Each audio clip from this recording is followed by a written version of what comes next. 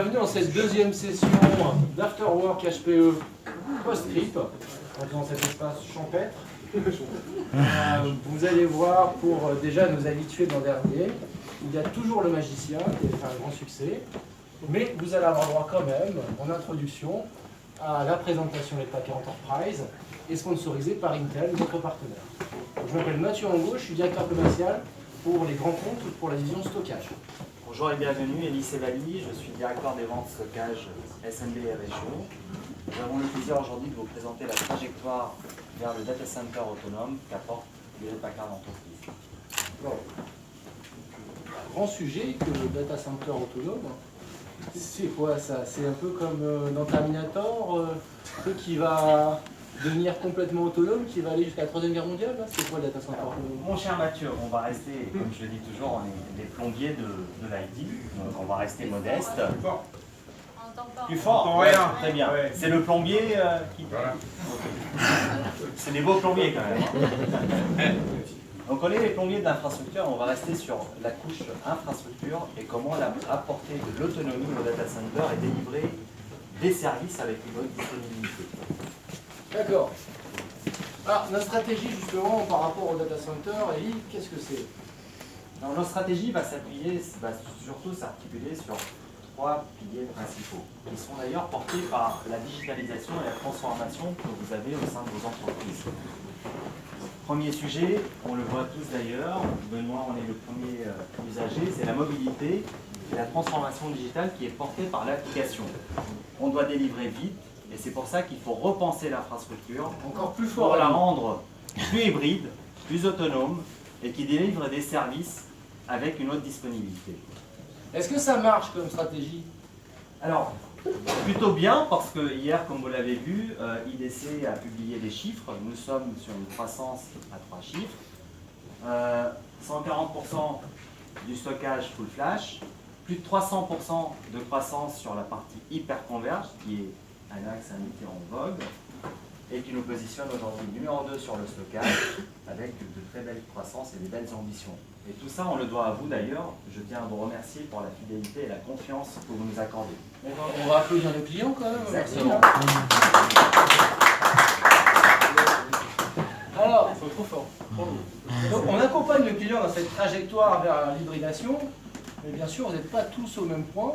Vous avez chacun vos trajectoires individuelles différentes, compte tenu de votre legacy, de votre culture, de vos équipes. Et comment on s'y prend, Elie, justement, pour bien accompagner nos clients? Alors, selon là où vous êtes, dans quelle phase vous êtes, si vous êtes en solution traditionnelle aujourd'hui et que vous n'avez pas enclenché le chantier de modernisation, on va pouvoir travailler justement sur cette couche infrastructure pour la porter vers l'hybride. Vous êtes aujourd'hui souvent client de SaaS, c'est la mode aujourd'hui, des éditeurs. Donc comment aller vers le cloud computing avec une approche hybride qui va délivrer également des services pour tout ce qui est IoT, tout ce qui est applicatif. Mais l'objectif principal dans notre vision, et notre vision, c'est de rendre l'infrastructure le plus autonome possible et avec la plus haute disponibilité également associée. Donc voilà, on va vers Skynet, c'est le data center autonome, avec l'intelligence artificielle et tout ce qui va avec. L'intelligence artificielle dans le data center et tout ce qui va avec. Et de l'agilité. D'accord. Alors ça tombe bien parce que plus de 3/4 des entreprises aujourd'hui ont décidé d'avoir une approche multi-cloud et aussi hybride chez eux en interne. Donc ça, je pense que je vous apprends rien parce que c'est maintenant un fait dans chacune de vos entreprises, collectivités et administrations. Par contre, ce que je vais peut-être vous apprendre aujourd'hui, c'est qu'il y a 34% des entreprises en 2017, l'an dernier, qui sont retournées du cloud public vers leur infrastructure. Et ce chiffre augmente puisqu'il était de 21% en 2015. Donc, bien sûr, on pense tous à aller vers le cloud. Il faut penser aussi à revenir du cloud et avoir des systèmes multi-cloud qui soient bidirectionnels. La deuxième information à partager, c'est que 70% des données d'ici 2022 vont être générées sur le edge. C'est-à-dire tout ce que l'IoT va nous apporter, tous ces objets connectés qui vont produire des informations. Ça peut être bien sûr des voitures, ça peut être des objets de la vie de tous les jours. Tous ces objets vont produire de l'information qu'il va falloir traiter. Et bien sûr, on va la traiter de façon différente et on assiste vraiment à une transition du barycentre des données du data center vers le edge. Et c'est la raison pour laquelle la stratégie du Packer Enterprise, c'est de l'hybrid IT et du Edge. Et c'est là que Aruba prend tout son sens dans cette stratégie. Alors justement, Elie, comment se situe HPE sur ce marché de l'hybride IT?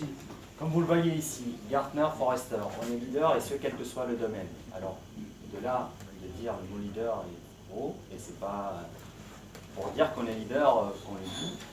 Et ce, quel que soit le domaine, c'est-à-dire le serveur où on porte pas mal de parts de marché, on est numéro 1, le stockage, on est numéro 2, mais également l'approche hyperconverge et hybride cloud. La notion de l'intelligence artificielle est d'autant importante quand elle est apportée par un leader, de par le parc parc applicatif qu'on est en train de couvrir. On va pouvoir capitaliser sur ces données, sur ces remontées d'expérience d'utilisateurs pour vous en faire bénéficier et ce à titre gracieux. Et à chaque fois, je donne l'exemple entre Waze et le GPS. Les deux amènent d'un point A à un point B. La différence, c'est qu'il y a une communauté qui partage justement l'information en temps réel pour justement optimiser le trajet et que vous arrivez à votre point de destination le plus rapidement possible. Et c'est exactement ce que l'intelligence artificielle va apporter par HPE. De par tout ce parc qu'on va couvrir, cette divergence de parc, ces clients qu'on couvre aujourd'hui, et on va vous en faire bénéficier de par cette communauté qu'on est en train de créer et cette richesse de données sur laquelle on va vous offrir aujourd'hui à améliorer l'expérience utilisateur. Et cette communauté, c'est vous dans la salle. Parce que vous avez tous et toutes des machines HP, qui soient serveurs, stockage, réseau chez vous. Et ces équipements vont remonter des statistiques, ne vous inquiétez pas, pas des informations, qui vont être unifiées avec des systèmes d'intelligence artificielle et d'auto-learning et de deep learning, ce qui va vous permettre individuellement de profiter de l'expérience de vos collègues sur d'autres dysfonctionnements que vous n'avez pas encore, puisque ce système va permettre justement, et on va vous le présenter dans cette deuxième étape, d'apprendre justement sur ces autres systèmes de vos collègues. Alors, derrière ça, il y a une stratégie d'HP. J'ai toujours tendance à continuer à dire que HP invent, même si c'est un vieux slogan. Il faut savoir que des technologies complètement innovantes comme Synergy, et je vois quelques clients Synergy dans la salle, donc je vous en remercie, sortent des laboratoires d'HPE. Aussi Apollo sur les systèmes de x86 hyper denses, ainsi que les évolutions 3 parts sur du NVMe. Donc un pilier de R&D fort. Depuis 5 ans, on n'a jamais mis autant de budget dans la recherche et développement. Le second pilier, ce sont les acquisitions. Vous l'avez vu l'an dernier, on a acquis des sociétés qui aujourd'hui font pleinement partie de notre offre, qui sont SimpliVity dans le domaine de l'hyperconvergence, Nimble dans le domaine du stockage, SGI dans le domaine de l'HPC et bien sûr auparavant Aruba. Et depuis des années, parce que je vois aussi qu'on a quelques clients 3 parts dans la salle, et je vous en remercie, vous avez vu qu'on savait acquérir des technologies de l'extérieur, pouvoir bien les travailler et après assurer une roadmap pérenne sur ces technologies-là. Donc l'impact, c'est que dès ce Q1, on a multiplié les ventes de SimpliVity d'hyperconvergence par 4. Donc c'est assez énorme et je vous en remercie parce qu'il y a aussi dans cette salle des clients SimpliVity que je vois. Donc merci à vous. Enfin, une stratégie, ça se fait avec des partenaires. Et aujourd'hui, on en a quelques-uns auxquels on tient, très forts, qui sont aussi d'ailleurs avec nous, des partenaires disruptifs, parce qu'aujourd'hui, l'innovation se fait aussi chez ces partenaires-là, qui sont des startups ou maintenant des licornes, et qui vont vous apporter la technologie innovante. Simplement, nous, on va l'associer à une intégration HPE avec des engagements constructeurs, avec un support constructeur qui va vous apporter cette pérennité. Et donc ces sociétés sont Cohesity, Vim, Scality, Microfocus, Mesosphère par exemple. Et bien sûr, j'en oublie.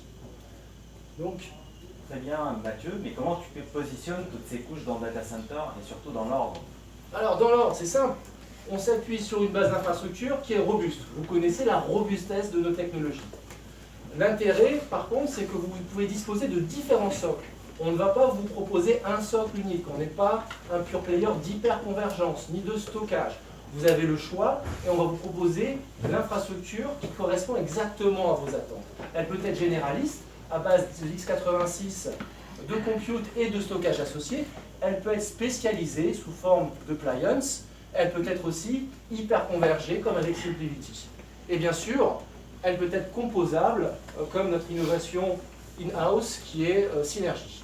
Alors au-dessus de cette couche, on va développer OneView.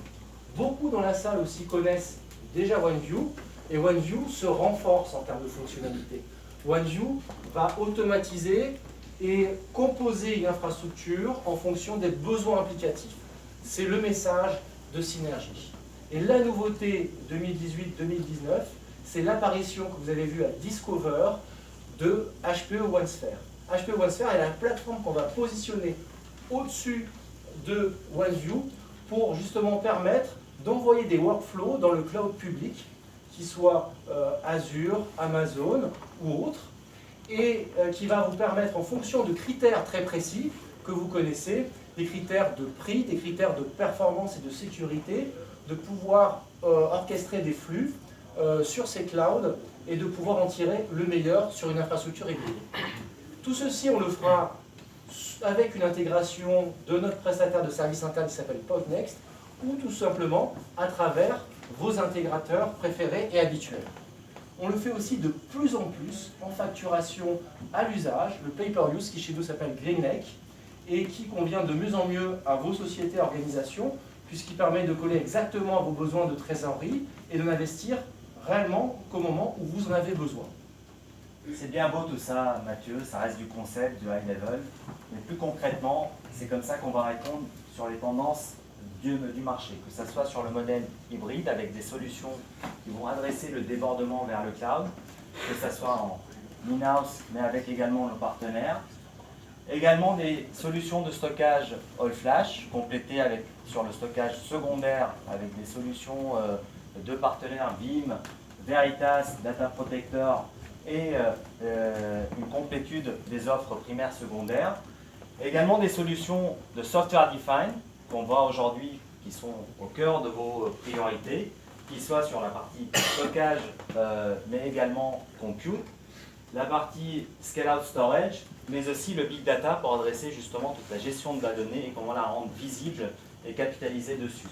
Le tout enrichi par des technologies émergentes, soit pour améliorer la performance et la disponibilité, ou aussi intégrer de l'intelligence artificielle au sein de l'infrastructure pour justement améliorer l'expérience utilisateur et améliorer la disponibilité ou même le maintien en conditions opérationnelles automatisées.